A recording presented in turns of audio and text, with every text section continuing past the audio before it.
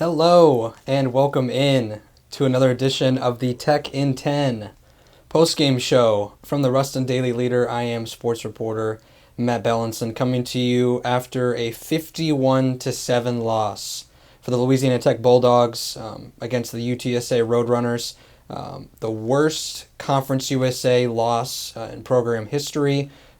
Just for reference, Louisiana Tech joined Conference USA in 2013. And the Bulldogs lose by 44 points on the road to drop to 3-7 on the year and 2-4 in conference play. There's not really much more to say outside of the score. I mean, it speaks for itself. The Bulldogs got dominated in all facets of the game on Saturday. UTSA, the class of Conference USA, they have been for the last couple of years, obviously defending champions of the conference. And you knew coming into this one, Louisiana Tech was going to have to bring their A game if they were going to have a shot. The bad news started from the very beginning. Parker McNeil, this team's regular starter, did not go, putting true freshman Landry Liddy into his second career start in San Antonio against the Roadrunners. First pass of the day actually was 19-yard completion to Griffin Hebert for a first down, and then literally it went downhill from there. The Bulldogs on their fourth play from scrimmage fumbled the handoff, and UTSA a couple minutes later scored to make it 7-0. And then literally a minute later made it 14-0. And that's all they needed. The Bulldogs were just dominated in all facets of the game. Did not bring a defense with them to San Antonio. It's been a common theme for this program this season. But let's dive into the specifics here, because there's actually quite a bit to chew on in a loss that seems, and it is so lopsided. Let's start with the defense. I think this is the biggest concern when you look at this game. Not only you give up 51 points in a conference loss, but I'm just going to go through some startling statistics of where this defense has been, not even just on Saturday, throughout the course of this season, that has really made this season difficult to win games if you're Sonny Cumbie and the Bulldogs. They gave up 484 yards of offense tonight to UTSA and gave up 34 points at half. That's the most first half points the Bulldogs have given up since 2016. And UTSA had one punt on the night. And as I mentioned at the top, it's the largest margin of defeat for Louisiana Tech in Conference USA play since they joined the league in 2013. 44-point defeat for those doing the math at home. And it's the fourth game this year that Louisiana Tech has given up 40 or more points in conference play. That's the most in a single season, again, since joining the league in 2013. There's not much more to be said about that. I mean, that speaks for itself. I've come on here multiple times throughout the season and have said the defense, I don't want to say it's holding this team back, because the offense has certainly faced some struggles at points. But the defense is definitely the weakest link on this team right now. Time after time, it seems like every single conference game for the most part, this team cannot get off the field on third downs, struggling to tackle. UTSA's just got some athletes on that field there tonight.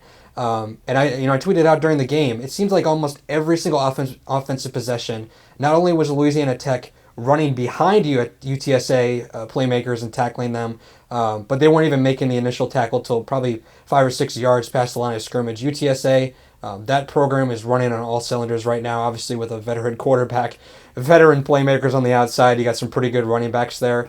They're undefeated in Conference USA play for a reason. Sonny Cumbie post-game said that as much. I asked him directly. Coach Cumbie said before this game on Saturday that he wanted to see how close Louisiana Tech was as a program to a winning culture and a winning program that UTSA was.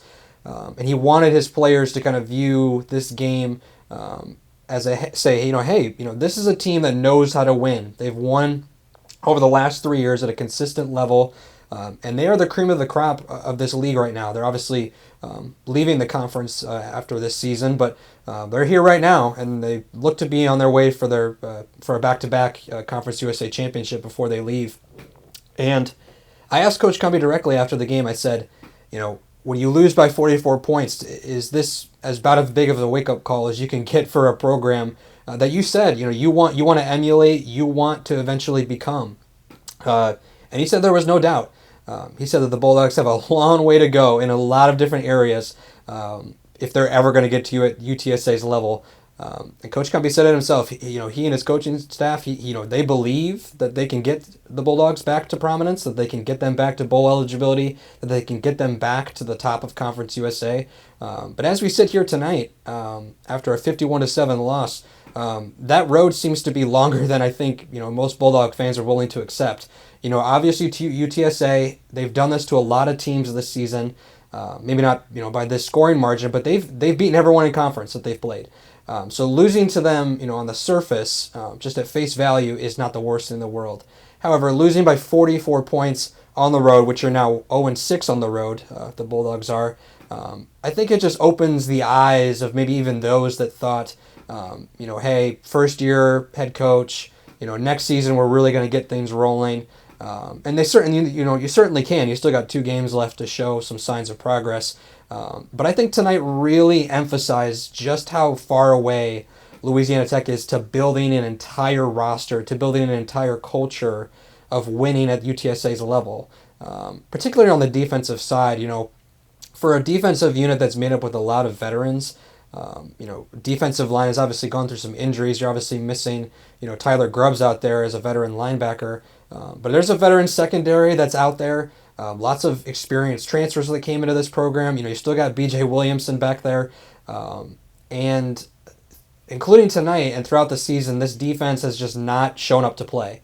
I mean, they gave up close to 500 yards of offense once again, and they give up, a 50-burger on the road. That's just not a recipe for success. And I think if you're Sonny Cumbie and this coaching staff, you have to really look over these last 2 weeks which of the younger players on this roster, particularly on defense, because I think, frankly, that's where the biggest issues lie. Where are the playmakers on this defense that, going into next year, that gives the fan base and the coaching staff confidence that they're closer to building this into a winner? I think that, to me, is the biggest priority at this point. Obviously, you want to win against Charlotte next week, and you want to close the season with a win against UAB now that you're out of bowl eligibility. But I think most importantly, it's about talent development at this point and seeing which players you can build with. If you're one of those fans and if you're Coach Cumbie and you believe that, hey, at some point in the future, Louisiana Tech is going to get back to prominence, no one on that defense showed it tonight. And I think you have to see which young playmakers want to step up and can, find themselves in a role going into next season. One of those players, if we're going to switch sides to the offense, looks to be Landry Liddy, who, was thrown into his second career start against one of the better teams in this conference. I thought he started okay. Was able to get the ball out pretty quick. Like I mentioned, that first play to Griffin Hebert, a nice 19-yard screen pass, to pick up a first down. But then, the rest of the night was not all that great. I think the score pretty much got out of hand. It kind of forced Louisiana Tech into passing situations. And UTSA's, defensive backs were really good.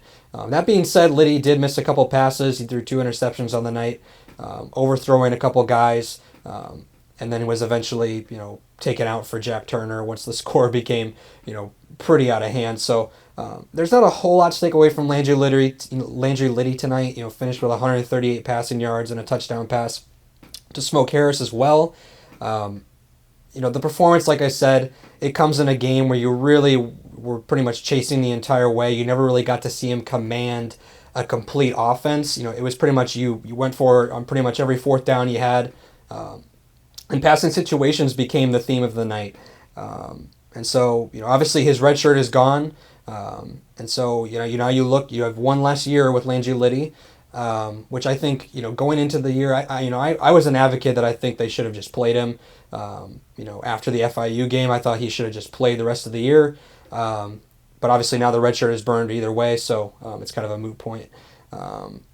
And, again, like I said, there's not a whole lot to take away from his performance tonight. I mean, he doesn't even get to 200 yards passing, 2, bad interceptions. But came on a night when the defense really gave this offense no chance. And I think that's been a common refrain when you look up and down the schedule of the 2022 season for Louisiana Tech. But that's going to do it for tonight. Again, the score speaks for itself. Again, the defense did not come to play once again. I'll read just kind of the most glaring stats again. It's the largest margin of defeat, I should say, in Conference USA play since they joined the league in 2013. Louisiana Tech gave up 484 yards of offense, and UTSA punted once on the night. Louisiana Tech is now 3-7 on the season and 2-4 in Conference USA play. They will head to Charlotte next week to try and avoid a winless road record this season. But for tonight, that's going to do it for this edition of the Tech in 10 postgame show. For Matt Belinson and the Ruston Daily Leader, thank you all for listening, and have a good one.